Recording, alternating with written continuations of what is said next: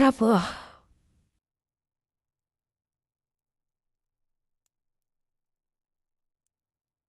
Good evening అండి. నా పేరు ఎరికా కిర్క్. చార్లీ కిర్క్ నా భర్త. నా భర్తను చంపిన హంతకుణ్ణి పట్టుకొని న్యాయస్థానం ముందు నిలబెట్టడానికి అహోరాత్రులు శ్రమించిన స్థానిక, రాష్ట్ర మరియు ఫెడరల్ లా ఎన్ఫోర్స్మెంట్‌కు నేను ముందుగా ధన్యవాదాలు తెలియజేస్తున్నాను. చార్లెస్ ప్రాణాలను కాపాడటానికి విరోచితంగా పోరాడిన డాక్టర్ల బృందానికి నా ధన్యవాదాలు. ఆ భయంకరమైన మధ్యాహ్నం మరెవ్వరూ బాధితులు కాకుండా ధైర్యంగా వ్యవహరించిన పోలీసులకు కూడా నా ధన్యవాదాలు. గడిచిన ఈ 2 రోజులుగా మా టర్నింగ్ పాయింట్ యూఎస్ఏ కుటుంబానికి కాపాడిన అధికారులకు నేను ధన్యవాదాలు చెప్పాలనుకుంటున్నాను.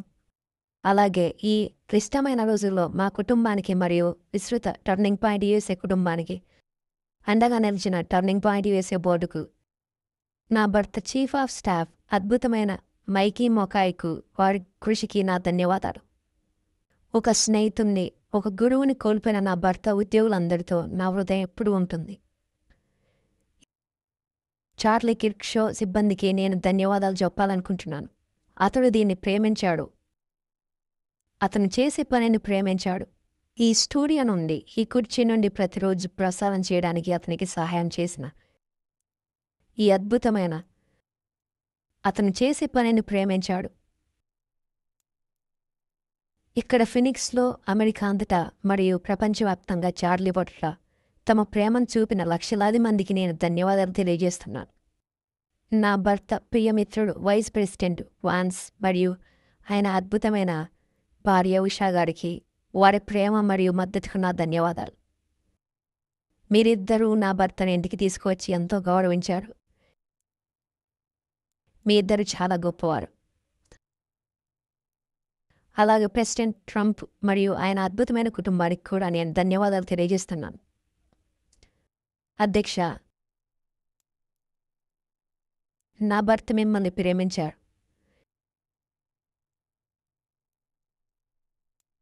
మరియు మీరు కూడా ఆయన్ని ప్రేమించాలని ఆయనకు తెలుసు. నిజంగా మీ స్నేహం అద్భుతమైనది. మీరు ఆయనకు ఎంతగానో మద్దతిచ్చారు. అలాగే ఆయన కూడా మీకు మద్దతిచ్చారు. 2 రోజుల క్రితం నా భర్త చార్లీ తన రక్షకుణ్ణి, తన దేవుణ్ణి చూడటానికి వెళ్ళారు. చార్లీ ఎప్పుడూ అనేవాడు, తాను వెళ్ళిపోయిన తర్వాత తన ధైర్యానికి, తన విశ్వాసానికి గుర్తుండిపోవాలని కోరుకునేవాడినని. మరియు ఈ భూమిపై ఆయన జరిపిన చివరి సంభాషణలో ఒక దానిలో నా భర్త తన ప్రభువు మరియు రక్షకుడైన యేసుక్రీస్తుకు సాక్ష్యం ఇచ్చాడు.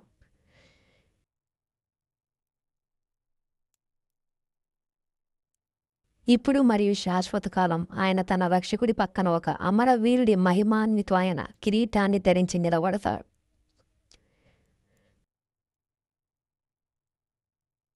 చార్లీ జీవితాన్ని ప్రేమించాడు. ఆయన తన జీవితాన్ని ప్రేమించాడు. అతను అమెరికాను ప్రేమించాడు. అతను ప్రకృతిని ప్రేమించాడు. అది అతన్ని ఎల్లప్పుడూ దేవునికి దగ్గర చేసింది. అతను చికాగో కప్స్ను ప్రేమించాడు. మరియు దేవుడా, అతను ఓరెగాన్ డాగ్స్ని అంతగానో ప్రేమించాడో. నన్ను గూడాక్స్ అని చెప్పమంటారా? సరే, శనివారం వారు ఆడుతున్నారు కాబట్టి నేను చెప్పాలి. కాబట్టి గో డక్స్.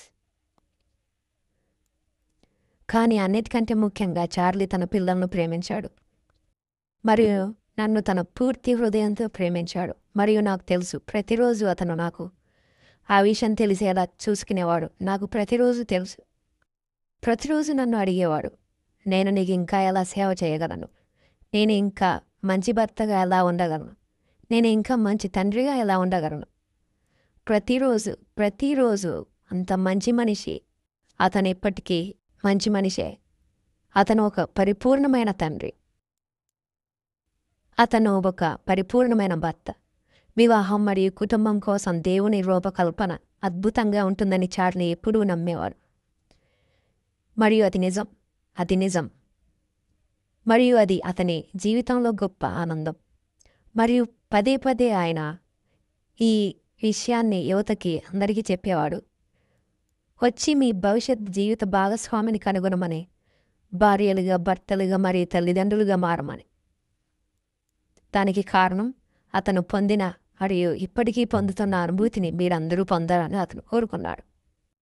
కుటుంబాన్ని పెంచడం ద్వారా వచ్చే ప్రేమ మరియు ఆనందంతో ప్రతి ఒక్కరూ ఈ భూమిపై స్వర్గానికి తీసుకురావాలని అతను కోరుకున్నాడు. అది చాలా అందమైనది. చార్లీ ఎప్పుడూ అనేవాడు, ఒకవేళ అతను ఎప్పుడైనా పదవికి పోటీ చేస్తే మీలో చాలామంది అతను పోటీ చేస్తాడా అని అడిగారని నాకు తెలుసు. కానీ అతను నాతో డైరెక్ట్గా చెప్పాడు, ఒకవేళ అతను పదవికి పోటీ చేస్తే అతని ప్రథమ ప్రాధాన్యత అమెరికన్ కుటుంబాన్ని పునరుద్ధరించడమేనని. అదే అతని ప్రాధాన్యత.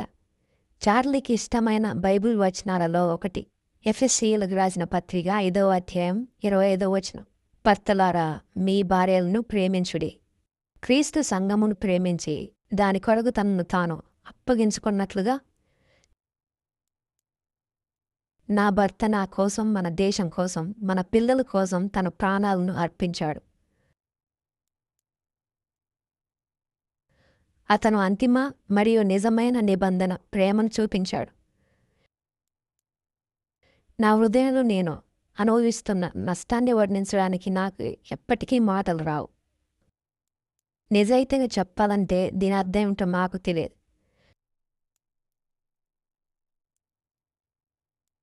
దేవునికి తెలుసని నాకు తెలుసు, కానీ నాకు తెలియదు. కానీ చార్లీ, బేబీ నీకు కూడా తెలుసని నాకు తెలుసు. కానీ చార్లీ, బేబీ నీకు కూడా తెలుసని నాకు తెలుసు. నాకు తెలుసు, మన ప్రభువు కూడా తెలుసు. నాకు తెలుసు, మన ప్రభువు కూడా తెలుసు. మరియు మన ప్రపంచం చెడుతో నిండి ఉంది, కానీ మన దేవుడు, మిత్రులారా, మన దేవుడు చాలా మంచివాడు. నమ్మశక్యం కాని విధంగా మంచివాడు. మిత్రులారా, మన దేవుడు చాలా మంచివాడు, నమ్మశక్యం కాని విధంగా మంచివాడు. మరియు మనకు తెలుసు, దేవుణ్ణి ప్రేమించేవాడికి, ఆయన సంకల్పం ప్రకారం పిలువబడిన వాడికి అన్ని మేలుకే జరుగుతాయి. ఇప్పటికే నా భర్త పట్ల ప్రపంచవ్యాప్తంగా కురుస్తున్న ప్రేమను నేను చూశాను. నా భర్త స్ఫూర్తితో వివాహం చేసుకున్న కుటుంబాన్ని ప్రారంభించిన దేవునితో సంబంధాన్ని వెతుక్కున్న వారి సాక్ష్యమే నేను విన్నాను. అన్నింటికంటే ముఖ్యమైనది, చాలా ముఖ్యమైనది అదే. నా భర్త హత్యకు కారణమైన దుర్మార్గులకు తాము ఏమి చేశారో తెలియదు. అతను దేశభక్తి, విశ్వాసం మరియు దేవుని కరుణామయమైన ప్రేమ సందేశాన్ని బోధించినందుకే వారు చార్లీని చంపారు. కానీ వారందరూ ఇది తెలుసుకోవాలి. నా భర్త లక్ష్యం ఇంతకుముందు శక్తివంతమైనదని మీరు అనుకుంటే మీకేమీ తెలియదు. మీరు ఈ దేశం మొత్తం మీద ఏమి విడిపించారో మీకు తెలియదు. ఈ ప్రపంచంలో మీకు ఏమీ తెలియదు. ఈ భార్యలో మీరు రగిలించిన అగ్ని గురించి మీకు తెలియదు. ఈ వితంతువు యొక్క రోదనలు ప్రపంచమంతటా ఒక యుద్ధ నినాదంలో ప్రతిధ్వనిస్తాయి. ఈ రాత్రి అమెరికా అంతటా వింటున్న ప్రతి ఒక్కరికి నా భర్త నిర్మించిన ఉద్యమం చనిపోదు. నేను అలా జరగనివ్వను. అది చనిపోదు. మనమందరం అలా జరగనివ్వం. నా భర్త పేరును ఎవరూ ఎప్పటికీ మర్చిపోరు. మరియు నేను అది జరిగేలా చూస్తాను. అది మునుపటి కంటే బలంగా, ధైర్యంగా, బిగ్గరగా మరియు గొప్పగా మారుతుంది. నా భర్త లక్ష్యం ఒక క్షణం కూడా ఆగదు. మరియు చార్లీ యొక్క గొప్ప ప్రతిభలలో ఒకటి, అతను అనుసరించడానికి గొప్ప వ్యక్తులను ఎన్నుకునే అతని సామర్థ్యం. ఈ అద్భుతమైన సామర్థ్యం ఎలాంటి ఎదురు దెబ్బనైనా తట్టుకోగలవారని అతను ఎప్పుడూ కనుగొనగలడు. మరియు అది అతనికి ముందే తెలిసినట్లుగా ఉంటుంది. అతను దానిని మీలో చూడగలడు.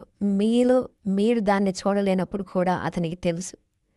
మీరు దాన్ని తట్టుకోగలరని అతనికి తెలుసు. మీలో కేవలం 5% మాత్రమే గిరి ఉందని మీరు అనుకున్నారు, కానీ మీలో 15% ఉందని అతనికి తెలుసు.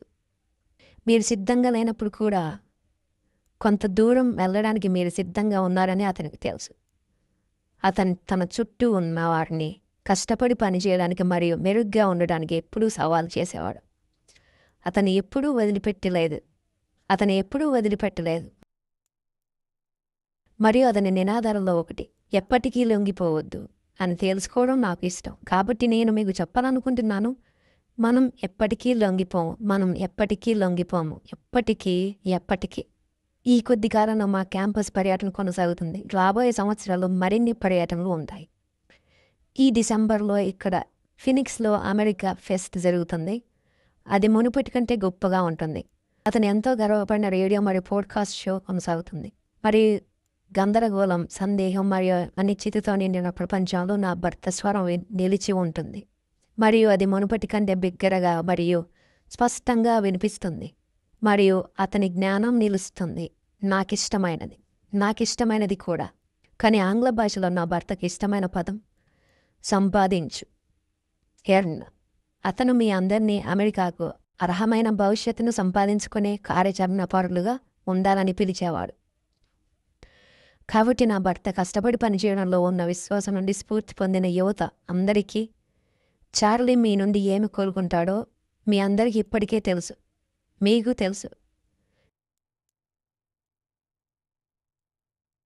మీకు తెలుసు. మీరు హైస్కూల్లో ఉన్నా లేదా కాలేజీలో ఉన్నా మీ స్థానిక టర్నింగ్ పాయింట్ USA చాప్టర్ను కనుగొనండి. అందులో చేరండి, చురుగ్గా పాల్గొనండి. మీరు ఒక మార్పు తీసుకురావాలని అతను కోరుకుంటున్నాడు.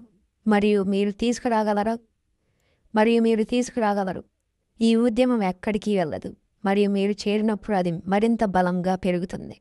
ఒకవేళ చాప్టర్ లేకపోతే, మీరు కనుగొనలేకపోతే ఒకటి ప్రారంభించండి. మరియు నా భర్త ఈ గదిలో ప్రతిరోజు చెప్పినట్లు మీరు పాల్గొనుకుంటే దానికి ఉత్తమ మార్గం tpos.comకి వెళ్ళడమే. అతని ఈ కుర్చీ నుండి ప్రతిరోజు అది చెప్పేవారు. అతని షో ప్రతిరోజు చూసేదాన్ని. మరియు అతను ఎప్పుడూ అనేవాడు, మీరు పాల్గొనుకుంటే tpos.comకు వెళ్ళండి అని. మీరు ఒక పాస్టర్ అయితే ట్విప్స్ ఆఫ్ ఫెయిత్లో మా ఉద్యమంలో చేరండి. మరియు మీరు ఒక తల్లి తండ్రి అయితే నేను డిసెంబర్లో అమెరికా ఫెస్ట్కి రావాలని గట్టిగా సిఫారసు చేస్తున్నాను. దానికోసం ఇప్పుడే సైన్ ఆఫ్ చేయండి. ఎందుకంటే మేము మిమ్మల్ని చూడాలనుకుంటున్నాం. నేను మిమ్మల్ని చూడాలనుకుంటున్నాను. చార్లీ కూడా అతను అక్కడ ఉంటాడు. అతని ఆత్మరూపంలో అక్కడ ఉంటాడు. మీ పిల్లల్ని తీసుకురండి, మీ కుటుంబాన్ని తీసుకురండి. కానీ అన్నింటికంటే ముఖ్యంగా మీరు ఒక చర్చిలో సభ్యులు కాకపోతే నేను మిమ్మల్ని వేడుకుంటున్నాను, ఒక దానిలో చేరండి. బైబిల్ను నమ్మే చర్చిలో మన పోరాటం కేవలం రాజకీయపరమైనది కాదు.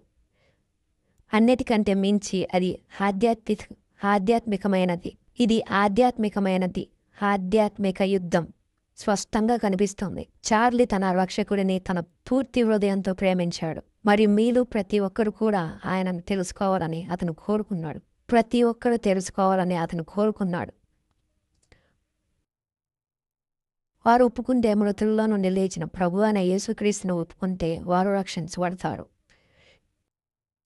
నేను ఇది చెప్పినప్పుడు వినండి. సువార్తను తెలుసుకోవడానికి ఎవరు మరీ చిన్నవారు కాదు. ఈ అందమైన దేశాన్ని కాపాడడంలో పాల్గొనడానికి ఎవరు మరీ చిన్నవాడు గారు. నా భర్త ప్రేమించిన మరియు ఇప్పటికీ ప్రేమిస్తున్న ఈ దేశం మరి ఎవరు మరీ పెద్దవారు కూడా కారు. వయో పరిమితి లేదు. నా భర్త ఇక్కడే ఉన్నాడని నాకు తెలుసు. అతను మనల్ని చూస్తున్నాడు. నేను చివరిసారి ఎప్పుడు నిద్రపోయానో నాకు గుర్తులేదు. మరియు నిన్న రాత్రి నేను నిద్రపోలేకపోయాను. మరియు చార్లీ, నేను నీ వారసత్వాన్ని ఎప్పటికీ చావనివ్వద్దని వాగ్దానం చేస్తున్నాను. బేబీ, నేను చావనివ్వను. నేను వాగ్దానం చేస్తున్నాను. టర్నింగ్ పాయింట్ USAను ఈ దేశం ఎప్పుడూ చూడని అతిపెద్దదిగా నేను చేస్తాను. నేను వాగ్దానం చేస్తున్నాను. Charlie, I love you baby. మన ప్రభు చేతుల్లో విశ్రాంతి తీసుకో. నీ హృదయం నుండి ఆరాటపడిన మాటలతో ఎల్లప్పుడూ వినాలని ఆయన నిన్ను కప్పుగాక. బల, నా నమ్మకమైన మంచి దాసుడా, నిన్న రాత్రి నేను ఇంటికి వచ్చినప్పుడు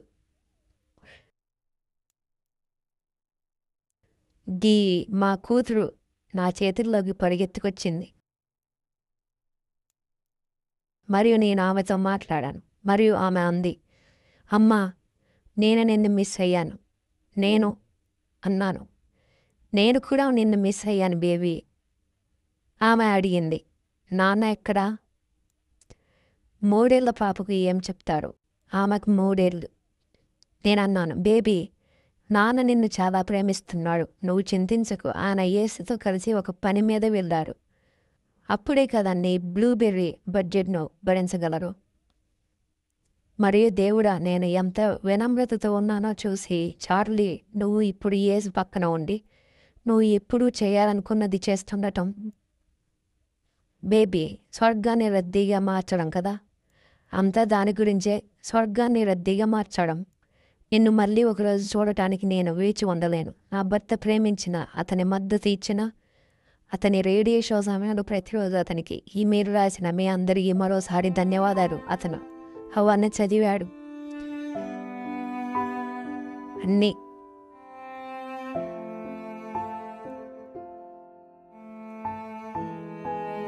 దేవుడు మిమ్మల్ని అందరినీ దీవించునుగాక. మరి దేవుడు అమెరికాను దీవించునుగాక.